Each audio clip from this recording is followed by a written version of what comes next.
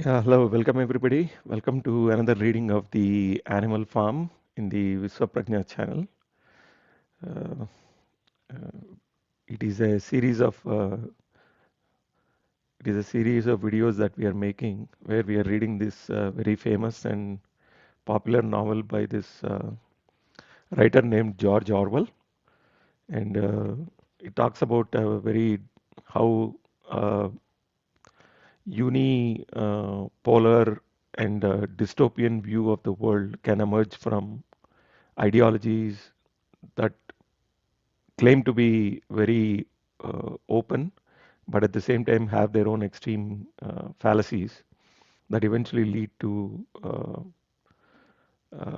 a very difficult life for the people or the beings living under that particular regime.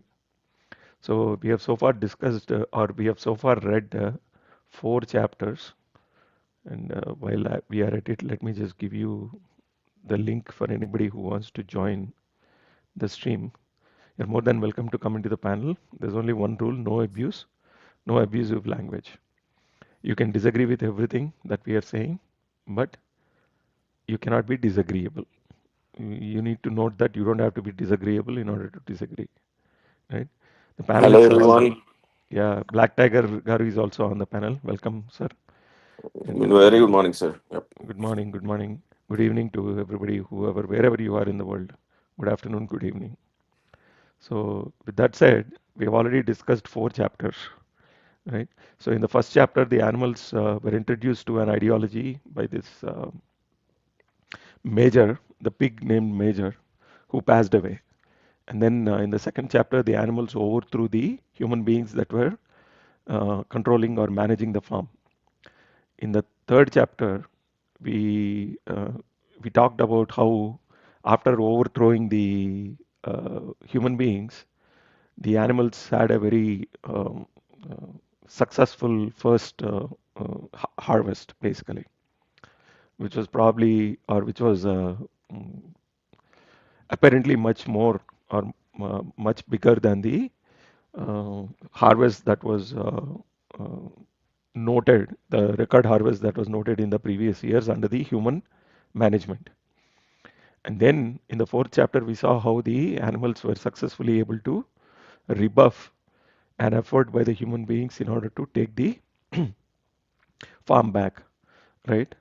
So now so the attack has also been rebuffed. The animals are fully in control. They are now um, broadcasting their message to the neighboring farms across England, saying that there is a farm here in this particular area which was taken over by the animals through a rebellion, and they are now successfully running the farm themselves without uh, any help or intervention or even oversight by the human beings. So with that said, let's get into chapter 5. Okay. So again, there's an open link. Anybody can come and participate. There's only one rule: no abuse, no foul language. It's as simple as that. Okay. Chapter number 5. As winter drew on, Molly became more and more troublesome. There's somebody that joined. Lawyer Garu. Good evening, sir. Sir, Late, namaskaram. late, late. Namaskaram. Even though it came like latest. Yeah. We also have Davji here. Davji, welcome to the panel. Good evening. Hello. Chigaru. Yeah. Namaskar. Namaskar, Davji. We are Namaskar. starting. Namaskar. Yeah, Namaskar, I can Welcome. namaskar. listen. Uh, Yeah. But today I'm in a mute mode. yeah, I will no not able problem. to I speak. hope you had a good week, Davji. We welcome Not so you. good. Oh, okay. Yeah, I'm sick. Oh, okay. If that's all there I is to think it, it's a then you'll get common better. Don't flu, I worry. You're think. a strong Yeah. person. So, Don't worry. Okay. Yeah, I will yeah. work harder. All right. With that said, let's move on. Okay. Chapter number 5. As winter drew on, Molly became more and more troublesome. Molly is the mayor that wanted to keep these ribbons and everything and was more interested in looking good, whatever, right? Not quite the workhorse. the mayor basically. She was late for work every morning and excused herself by saying that she had overslept. And she complained of mysterious pains, although her appetite was excellent.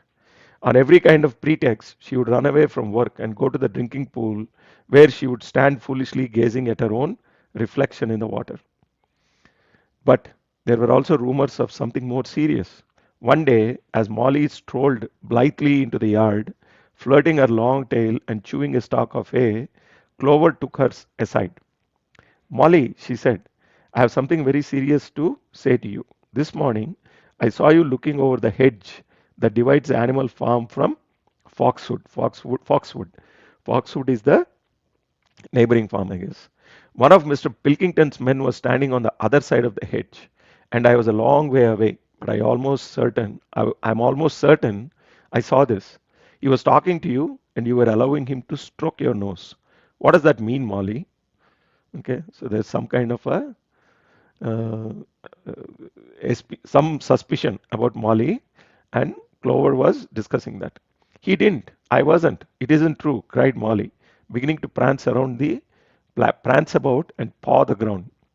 Molly, look me in the face. Did you give me your word of honor that do you give me your word of honor that that man was not stroking your nose? Asked Clover. It isn't true, repeated Molly, but she could not look Clover in the face. And the next moment she took to her heels and galloped away into the field. A thought struck Clover without saying anything. A thought struck Clover. Without saying anything to the others, she went to Molly's stall and turned over the straw with her hoof. Hidden under the straw was a little pile of lump sugar and several bunches of ribbons of different colors. Okay, so she got some kind of a funding from outside, in quotes.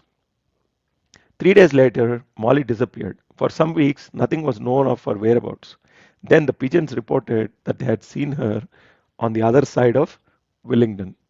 She was between the shafts of a smart dog cart painted red and black, which was standing outside a public house. A fat, red faced man in check breeches and gaiters, who looked like a publican, was stroking her nose and feeding her with sugar. So what happened? She went to the other side.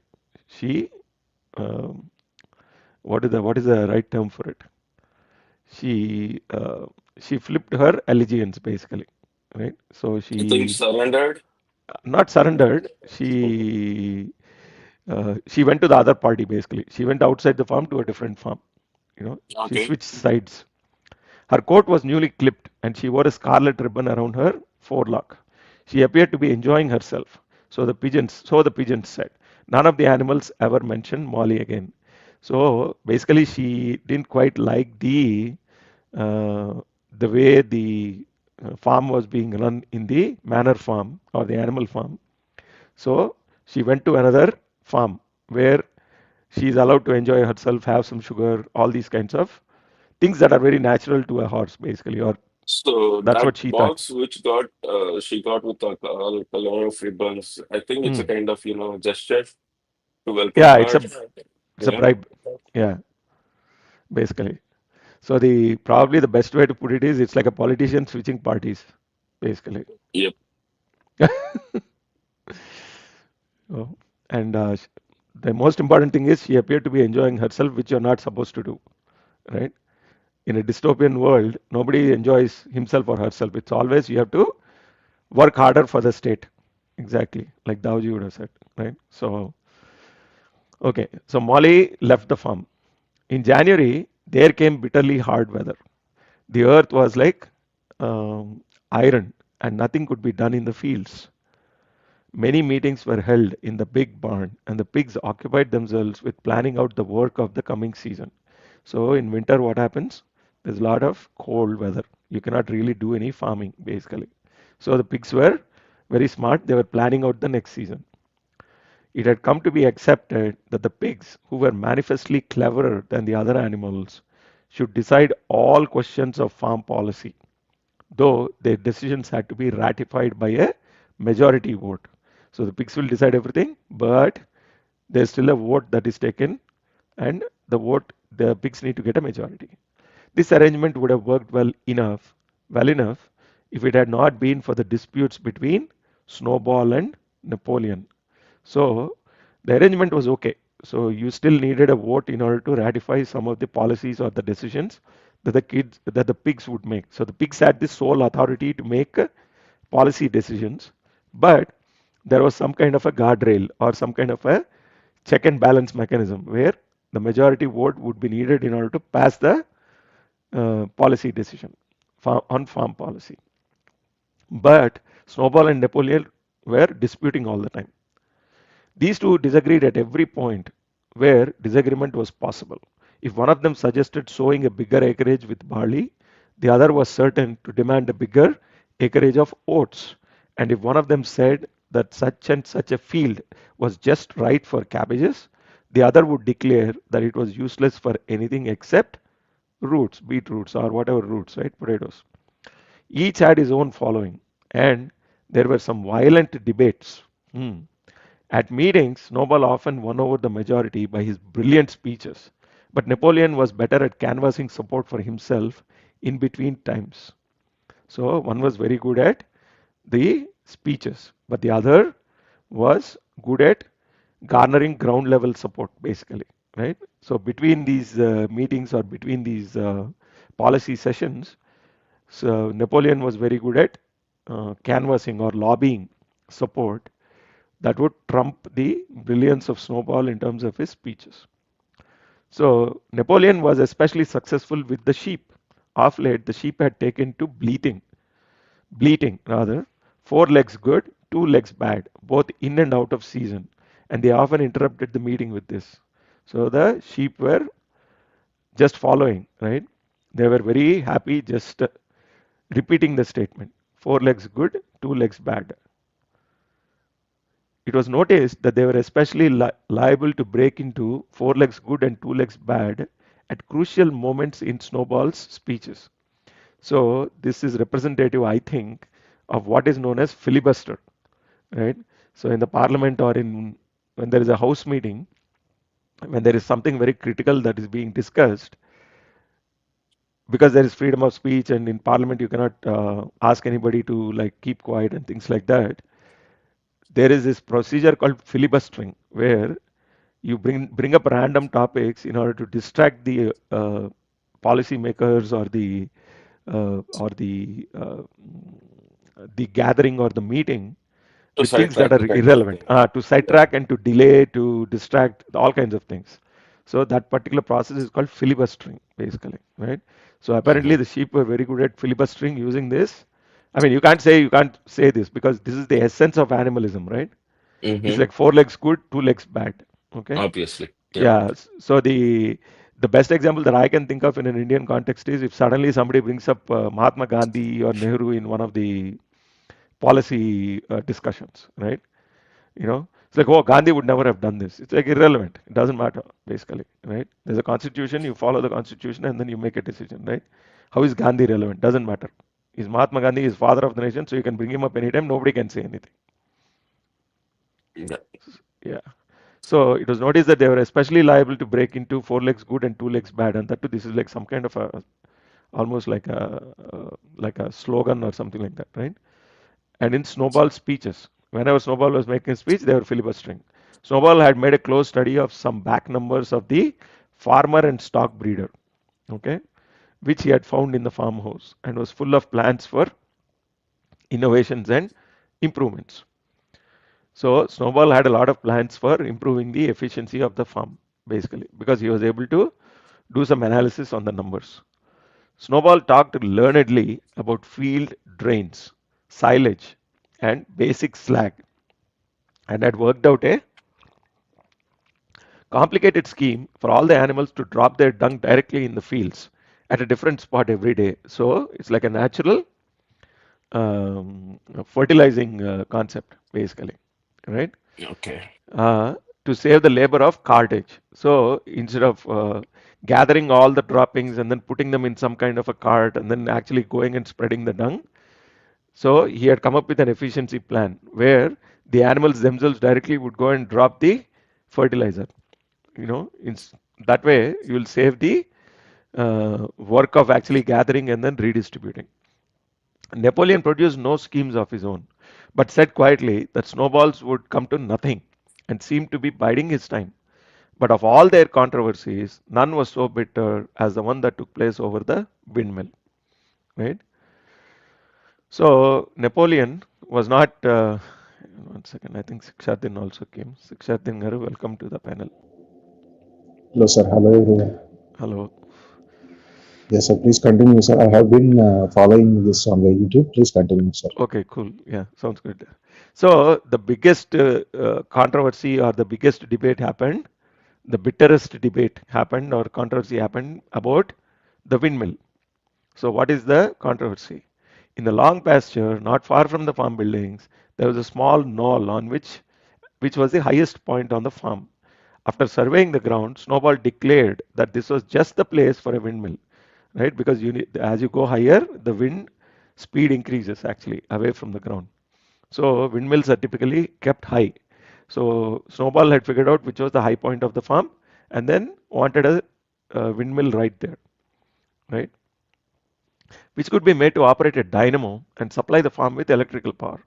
This would light the stalls and warm them in the winter and would also run a circular saw, a shaft cutter, a mangle slicer, excuse me, and an electric milking machine. So the farm would become self-sufficient if they produce their own power, right? And that power would help automating many of the farm activities basically. The animals had never heard of anything of this kind before. For the farm was an old fashioned one and had only the most primitive machinery.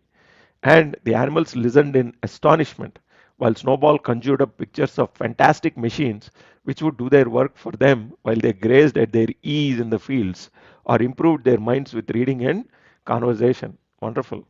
Within a few weeks, Snowball's plans for the windmill were fully worked out.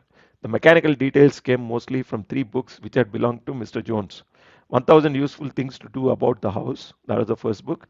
Every Man His Own Bricklayer, the second book. And Electricity for Beginners. Okay, so Snowball was actually doing some reading and thinking about some good plans. Snowball used as his study a shed which had once been used for incubators and had a smooth wooden floor suitable for drawing on. He was closeted there for hours at a time, with his books held open by a stone, and with a piece of chalk gripped between the knuckles of his trotter, he would move rapidly to and fro, drawing in line after line, and uttering little whimpers of excitement. So he was very thoughtful and intellectual, I guess. He's able to read a book, he's able to take the material, and then he's able to make plans for the farm.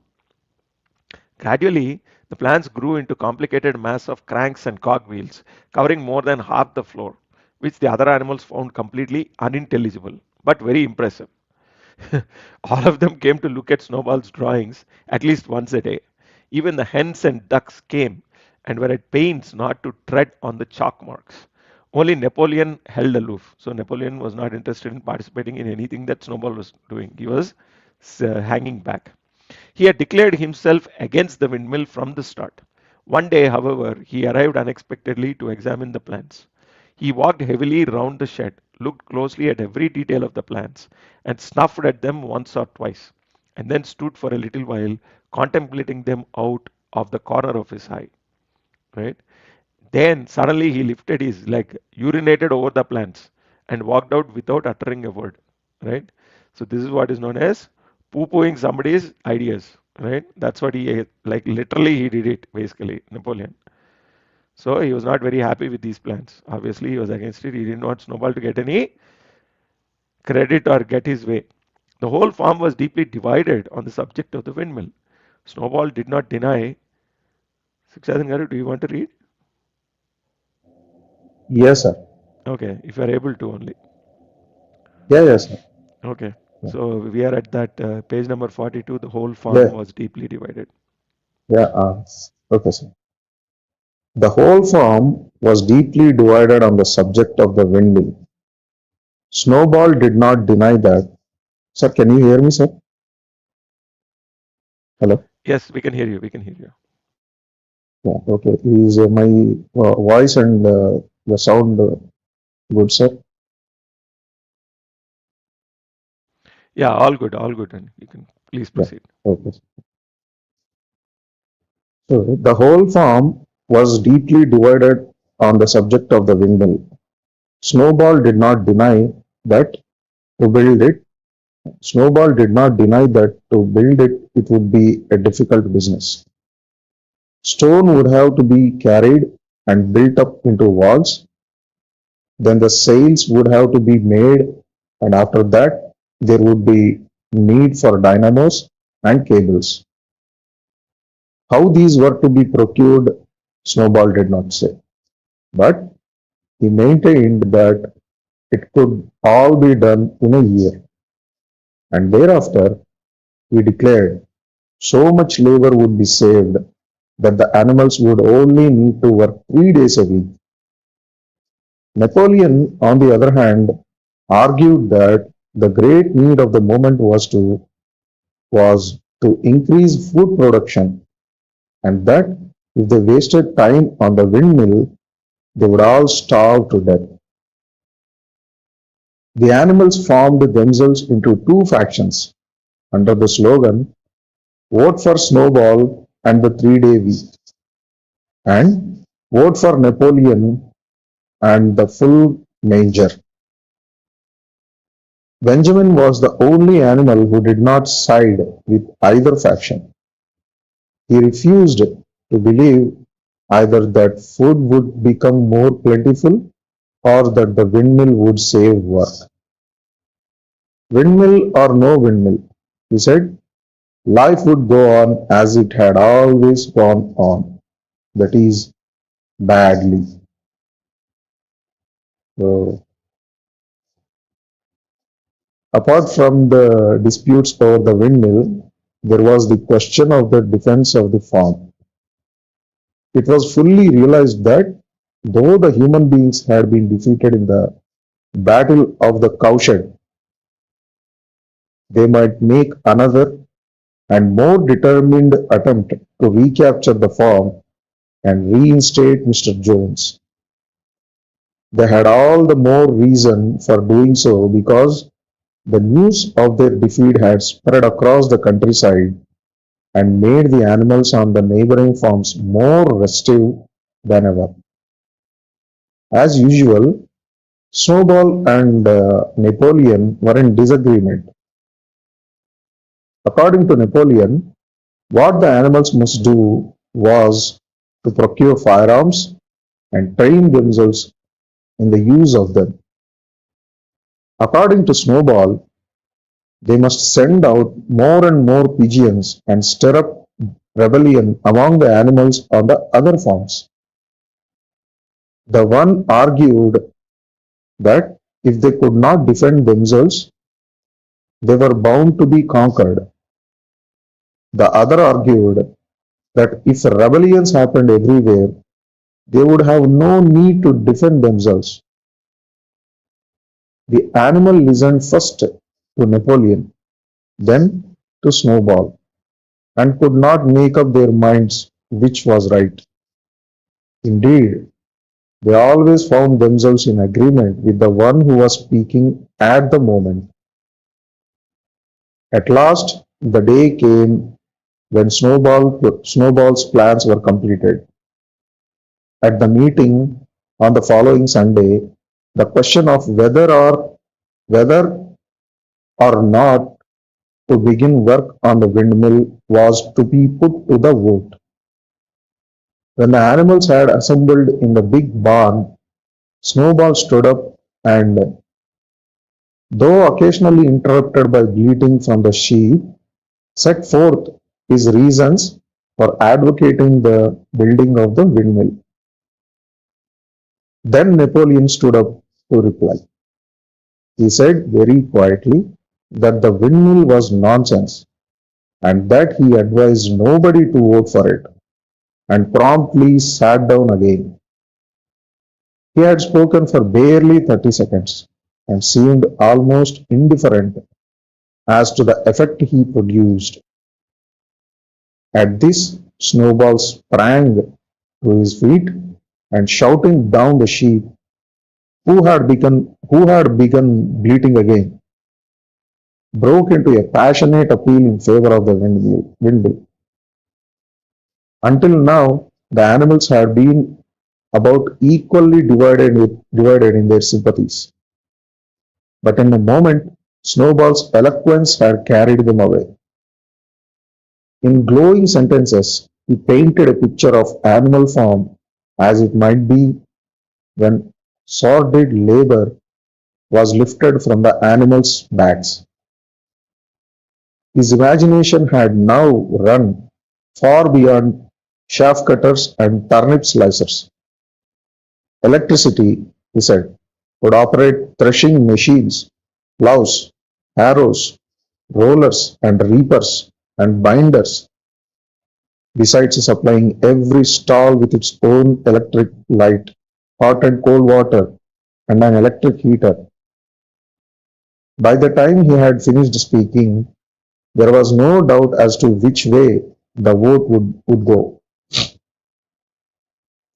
But just at this moment, Napoleon stood up and, casting a peculiar sidelong look at Snowball, uttered a high-pitched whimper of a kind no one had ever heard him utter before.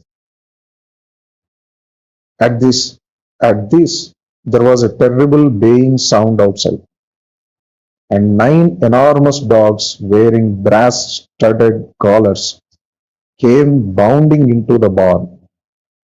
They dashed straight for Snowball, who only sprang up from his place just in time to escape their snapping jaws.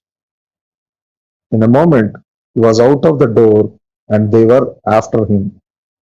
Too amazed and frightened to speak, all the animals crowded through the door to watch the chase. Snowball was racing across the long pasture that led to the road. He was running as only a pig can run, but the dogs were close on his heels. Suddenly he slipped, and it seemed certain that they had him. Then he was up again, running faster than ever. Then the dogs were gaining on him again. One of them all but closed his jaws on Snowball's tail, but Snowball whisked it free just in time. Then he put on an extra spurt and, with a few inches to spare, slipped through a hole in the hedge and was seen no more. Silent and terrified, the animals crept back into the barn. In a moment, the dogs came bounding back. At first, no one had been able to imagine where these creatures came from, but the problem was soon solved. They were the puppies whom Napoleon had taken away from their mothers and reared privately. Though not yet full grown, they were huge dogs and as fierce looking as wolves. They kept close to Napoleon. It was noticed that they wagged their tails to him in the same way as the other dogs had been used to do to Mr. Jones. Napoleon, with the dogs following him, now mounted onto the raised portion of the floor where Major had previously stood to deliver his speech. He announced that from now on, the Sunday morning meetings would come to an end. They were unnecessary, he said, and wasted time. In future, all questions relating to the working of the farm would be settled by a special committee of pigs presided over by himself. These would meet in private and afterwards communicate their decisions to the others. The animals would still assemble on Sunday mornings to salute the flag, sing Beasts of England, and receive their orders from the weak. But there would be no more debates. In spite of the shock that Snowball's expulsion had given them, the animals were dismayed by this announcement. Several of them would have protested if they could have found the right arguments. Even Boxer was vaguely troubled. He set his ears back, shook his forelock several times, and tried hard to marshal his thoughts. But in the end, he could not think of anything to say. Some of the pigs themselves, however, were more articulate. Four young porkers in the front row uttered shrill squeals of disapproval, and all four of them sprang to their feet and began speaking at once. But suddenly, the dogs sitting round Napoleon let out deep, menacing growls, and the pigs fell silent and sat down. Then the sheep broke out into a tremendous bleatings of four legs good, two legs bad, which went on for nearly a quarter of an hour and put an end to any chance of discussion. Afterwards, Squealer was sent round the farm to explain the new arrangement to the others. Comrades, he said, I trust that every animal here appreciates the sacrifice that Comrade Napoleon has made in taking this extra labor upon himself. Do not imagine, comrades, that leadership is a pleasure. On the contrary, it is a deep and heavy responsibility. No one believes more firmly than Comrade Napoleon that all animals are equal. He would be only too happy to let you make your decisions for yourselves. But sometimes you might make the wrong decisions, comrades. And then, where should we be? Suppose you had decided to follow Snowball with his moonshine of windmills. Snowball, who, as we now know, was no better than a criminal. He fought bravely at the Battle of the Cowshed, said somebody. Bravery is not enough, said Squealer. Loyalty and obedience are more important. And as to the Battle of the Cowshed, I believe the time will come when we shall find the Snowball's part in it was much exaggerated. Discipline, comrades, iron discipline. That is the watchword for today. One false step and our enemies would be upon us. Surely, comrades, you do not want Jones back? Once again, this argument was unanswerable. Certainly, the animals did not want Jones back. If the holding of debates on Sunday mornings was liable to bring him back, then the debates must stop.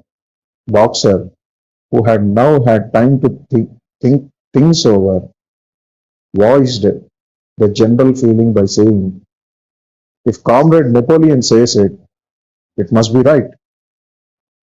And from then on, he adopted the maxim, Napoleon is always right.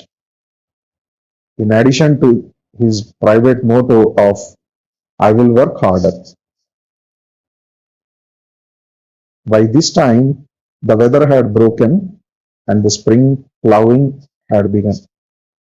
The shed where Snowball had drawn his plans of the windmill had been shut up, and it was assumed that the plans had been rubbed off the floor. Every Sunday morning at 10 o'clock, the animals assembled in the big barn to receive their orders for the week. The skull of the old major, now clean of flesh, had been disinterred from the orchard and set up on a stump at the foot of the flagstaff beside the gun. After the hoisting of the flag, the animals were required to file past the skull in a reverent manner before entering the barn. Nowadays, they did not sit all together as they had done in the past. Napoleon, with Squealer and another pig named Minimus, who had a remarkable gift for composing songs and poems, sat on the front of the raised platform with the 9 young dogs forming a semicircle round them, and the other pigs sitting behind. The rest of the animals sat facing them in the main body of the barn. Napoleon read out the orders for the week in a gruff, soldierly style, and after a single singing of beasts of England, all the animals dispersed. On the third Sunday after Snowball's expulsion, the animals were somewhat surprised to hear Napoleon announce that the windmill was to be built after all. He did not give any reason for having changed his mind, but merely Jathan, warned. Yeah, I think the sentence that you just read, Snowball is expelled. I don't think so. It is expelled. It is willingly went, right? no, Snowball was expelled, right? The dogs chased him out. Snowball was chased away because otherwise he would be killed. Yeah, Okay, So he was but chased away from the farm. yeah, but the word, I think two paragraphs above, that telling all animals are equal. So in Correct. that case, it's a contradiction statement, right? And one more statement it told is we should not make errors. So I think Snowball did an error, so that means these also did an error. Equal means uh, whatever the action a single animal is taking, it's equal to everyone, right? and actually they are saying it as so, but uh, do you find equality in what is happening right now in the animal farm? No, because Some are one sitting more, on the yeah, some are sitting on the raised platform and giving orders, and some are no, not even questioning. They are just no, saying equality. just a word. And one more thing is when a question is asked, do you need genes? Nothing as answered. That means he directly assuming that no one is willing to get him back. So how would someone know without saying any word, assuming something and saying that okay, no one wants James back? So I think that is also a contradiction statement. No one wants Jones. Yeah, Is that Jones. Jones? Okay. Yeah. Yeah, no, no, no. What Spooler was trying to say is you should follow Napoleon, otherwise, Mr. Jones will take over. And that argument was not negated from other members of the Anvil farm. Yeah, That is the not negated final, means it's not agreed also, right? It's a silence. exactly. So some may or some No, may not be. Yeah. I mean, that is the argument they don't want to enter into. And they are more feared of, I mean, whether Mr. Jones will take over. That's the only thing. Yeah. Basically, it's a way of labeling something, saying if you don't do X, then Why will happen? why will happen and why is bad, Why right? is bad? So make people fear something. I mean, to be very frank, a lot of religious texts do that also, right? So, Mm, but this is no different. That's the whole point, right? If you do X, then yes, you will go to hell. Okay, so that is one argument. If you do X, be afraid that Jones will take over. Okay? It's a way of manipulating people's minds, basically. exactly. Yeah, as Kegar is saying, they just don't want Jones back. That's all is Mm, there in their head. They're okay with anything else on this earth. Exactly. Right. mm. So there is something it's called a boogeyman fear. So mothers do it to kids, and they'll say, if you don't eat what I give you, then boogeyman will come and eat you, or something like that. Right? It's the same Yes. argument. So now Napoleon has figured out that with that fear, he can manipulate the entire farm whichever way he wants. And the only smart person or the smart pig in the farm has been expelled through the dogs, basically. The With the muzzle. exactly. So obviously Snowball is not going to come back. Now Napoleon has a free hand. The vote has been cut, right? There is no Uh, vote. there's no vote anymore to create that majority vote There is no guardrail for vote. any policy. Yeah, Yeah, good, yes, sir. There is no vote good. and there are no more debates either. Yeah, there's no more debate. So basically, the so-called guardrail or the checks and balances mechanism that was at least uh, on paper Put it up. was there. Yeah, Mm. right. At least there was a process where the animals could have a say. That is the first thing. What did Napoleon do when he took over? He removed it basically. No Remove it. debate, Exactly. no discussion. So obviously And now the workhorse thinks that whatever Napoleon says must be right. There's no other boxer is now thinking whatever Napoleon says yes, must be right, basically, because there's no other choice. exactly. And So there's a yeah, he just gives orders on every Sunday what to do for the rest of the week, and he just disperses. you Then just follow by singing that the by beasts of singing England "Beasts of song, England." saying all animals are equal and all that nonsense, and he disperses them and go work. You animals, Yeah, comrades, exactly. Comrades, go and do the job. go and do the job. Comrades, we are all equal. Exactly. Leadership is no Yeah, but small job. It is very heavy Tiger is responsibility. yeah, Black Tiger is onto something because this all animals are equal thing. Just wait and watch. There's Black more to Tiger that is story. always up to something. Yes.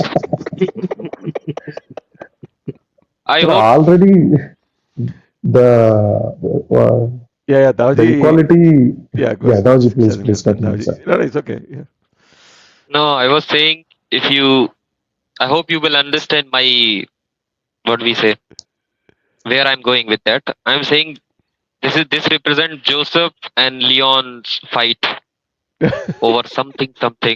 uh, If you know, because yeah, if I say second name, then you will understand. But no, Joseph and no, Leon for okay.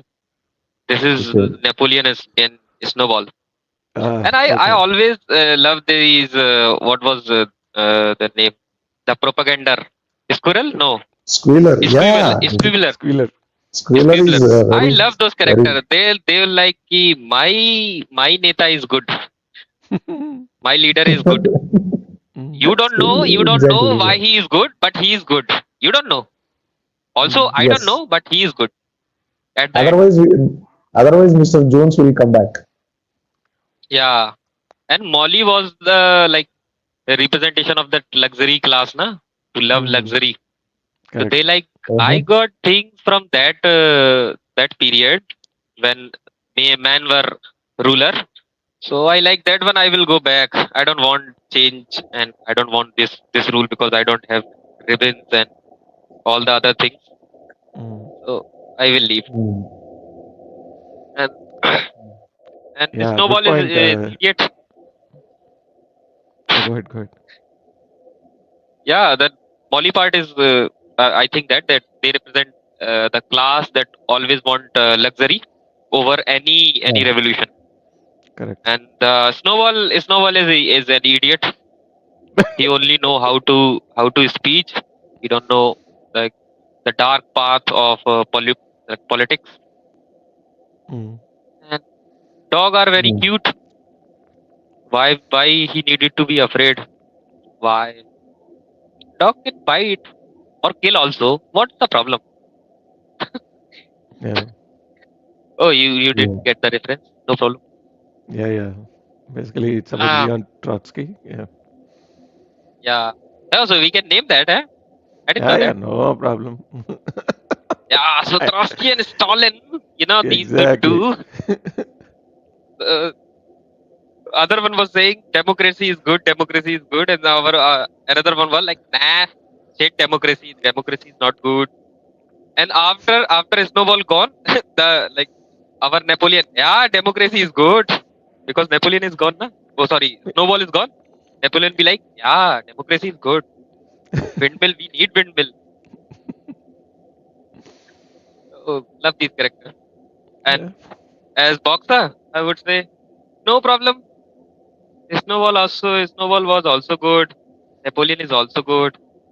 I need to work, so I will work and work. So I will work I hard. will work hard. Yeah. Very good. Excellent. Sir, let's continue and finish this page and then we can discuss more. Yeah. Okay, sir. Please. Yeah. So Napoleon was giving orders every Sunday in a gruff soldierly style, and after a single singing of beasts of England, all the animals dispersed. On the third Sunday after Snowball's expulsion, the animals were somewhat surprised to hear Napoleon announce that the windmill was to be built after all. He did not give any reason for having changed his mind, but merely warned the animals that this extra task would mean very hard work.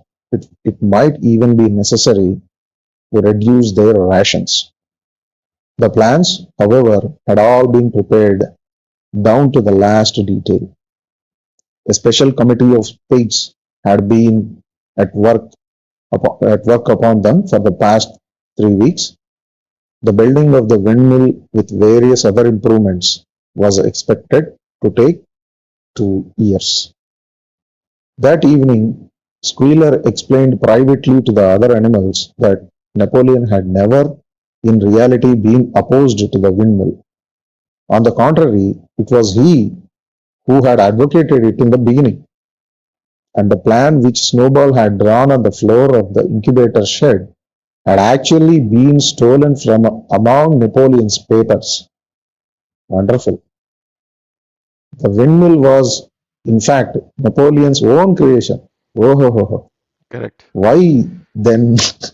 Exactly. Why then? Hinduism was copied from Buddhism. See? Exactly, sir. Sir, absolute reference, sir. This is so. The windmill was, in fact, Napoleon's own creation. Why then, asked somebody, had he spoken so strongly against it? Here, Squealer looked very sly. That, he said, was Comrade Napoleon's cunning. He had seemed to oppose the windmill simply as a maneuver to get rid of Snowball, who was a dangerous character and a bad influence.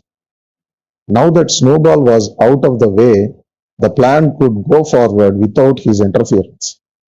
This, said Squealer, was something called tactics. He repeated a number of times, "Tactics, comrades, tactics," skipping around and whisking his tail with a merry laugh.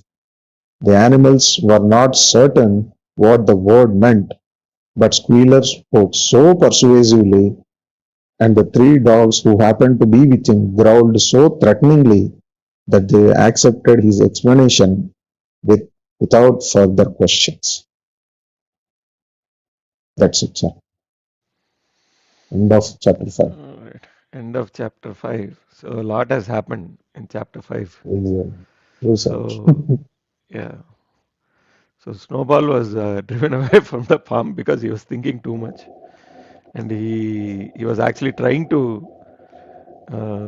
further the democracy or the at least whatever was remaining of the Make weak animal democracy. Yeah, make animal farm great again. make animal farm great again. Exactly. Right. Exactly. So and then Snowball was given the Heisman, as they say, and then sent away from the farm.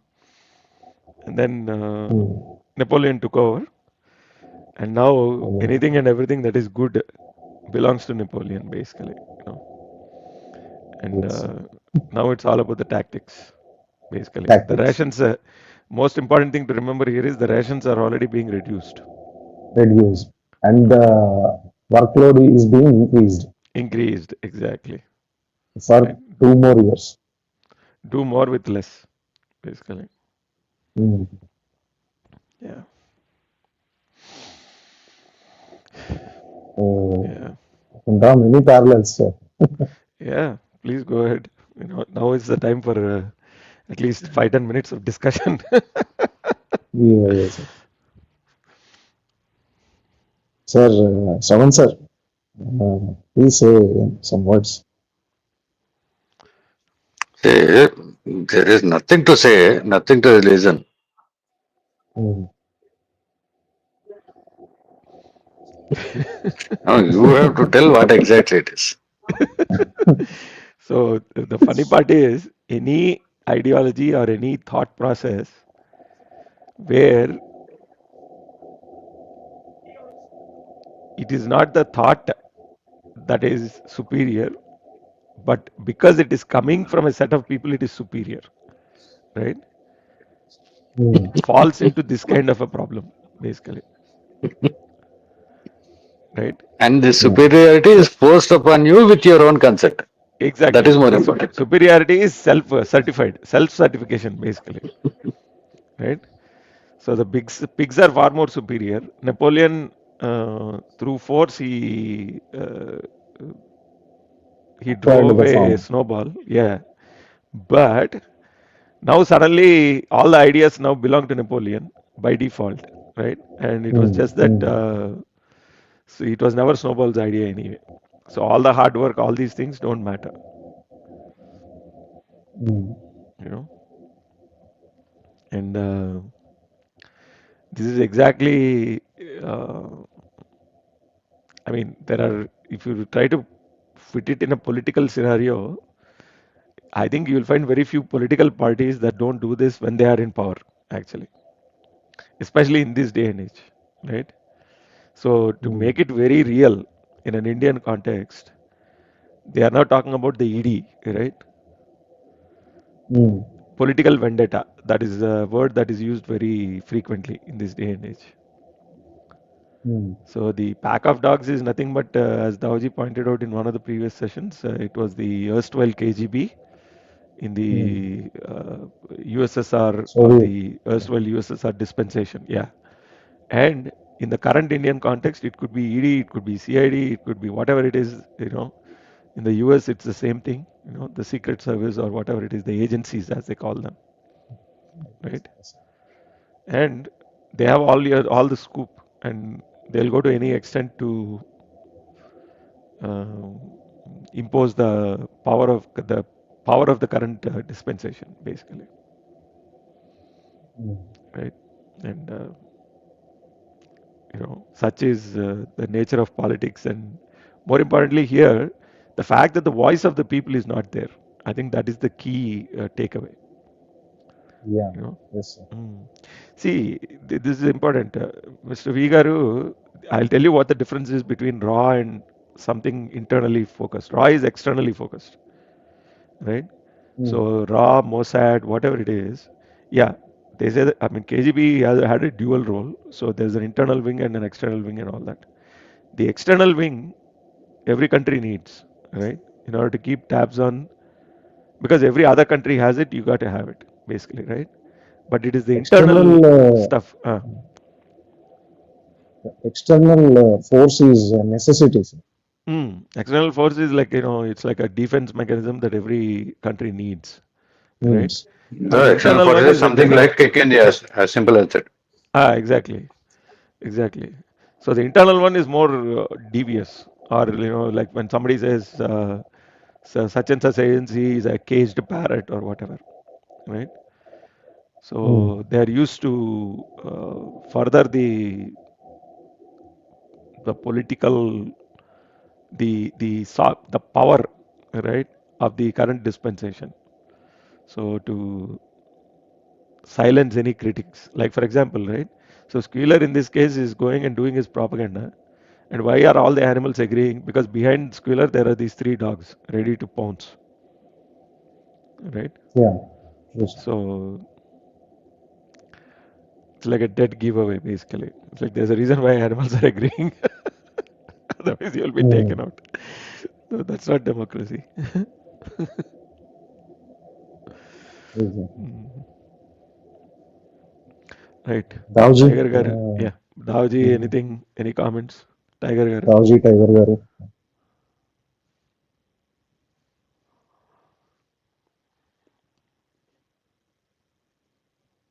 Both of them are so quite sad. Davaji, you're there or you're not there? I think You have to speak up. he's not very. He said he listened today, so we assume that Hmm. he's getting some rest. Exactly. But he has made his point about this whole. I pasted a few references. It's called the Great Purge, basically. That happened, I believe, in 1937, right? So probably the author was referring to this Stalin versus Joseph Stalin versus what's his name, Leon something, Leon Trotsky, basically, right? You can go to Wikipedia and I just copied and pasted from there. So you can do your own research if you want to get more into it. But while the idea or the original story was based on the communist ideology, lot of the threads you can pick up and then apply even today, basically, right? The you can see these threads across various countries, across various political dispensations, even till today, basically, and I'm sure it will happen even in the future. So Vatsalya is saying something here. Sometimes it might be funny, but what you have said is very interesting, perfectly applicable. Okay. Yeah, I mean, it's up to us to understand the framework or understand the thoughts that the author put together in the form of Animal Farm and to see how they applied in this current day and age and even the events that are going to happen in the future also, basically, right? So it only reinforces the power of the thought process, basically, the framework. Yes. Yeah. Sir, I feel it's not like understanding the framework. He is inside the framework. In order to establish these kind of points, minute points also, it's not that simple. It's basically a research inside. Yeah, I mean, communism was very front and center, in your face kind of ideology in the times that the author lived in, basically. So for them, it was as real as some of the events that are happening for us today, basically. I So think yeah. nothing so much changed when compared to those days as of now. Oh yeah, yeah, Mm, absolutely. Yeah. That was this is pre or during World War II kind of thing, right? So when you're talking about the 30s and 40s, that was the time of extreme uh, change in the world, right? You had all these ideologies competing, right? You had the French and American style democracy or UK style. Then you had the German whatever, right? The uprising and things like that, right? Then you had the communism coming from Russia. So it was a time of great upheaval, basically, right? Yeah. Yes. Yeah, so Mr. V. Garu is asking something. One tiny question with all your.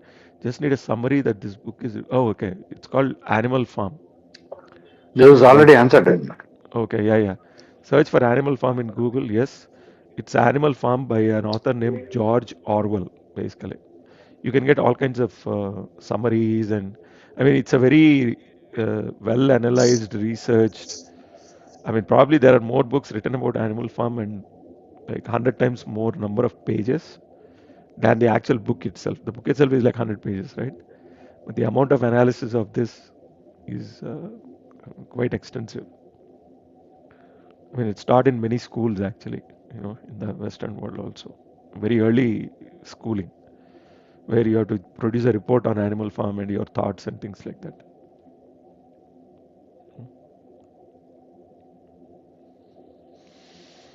Yes, sir. Yeah. Wonderful, sir. Should we close? Yeah, I think so. If Yes, sir. Shardin Garu, do you have anything else to say or? Yeah, that's it, sir. I've Okay. enjoyed also reading today. Yeah, and this is not the kind of book where which will give you all the answers. It'll just give you pointers, basically, right? Yes, sir. So when you sit down and start thinking about things, you'll start realizing, oh God, this is exactly happening today, or like 10 Yeah. years ago, this is what happened, or 5 years ago, this is what happened, kind of thing, in this particular country or in this particular situation. And in So future Yes. also it is going to be happen. 100%, 100% it's going to happen in the future also, basically. Right? So it's as much about the time during which it was written as it is about when human beings get together and try to organize around some ideologies. Sometimes the reality shifts before the ideology does. And that's when suddenly the ideology seems to be not aligned with the times, basically. Yes. Write your own climax sort of thing. Yeah. Yeah, I think it's less about the climax as it is about helping us to think uh, in terms of how It is probably we all actually get the manipulated. process, Uh, the way things keep changing, and who is taking the lead and who is mm, falling into the trap. correct. Yeah. So is it just sloganeering or is there anything behind uh, some of the ideologies or some of the methods that people are adopting and things like that? Yes. Mm. All right. Yes, Yeah, sir. we can close, sir. Mhm. Yeah. Yes, sir. All right.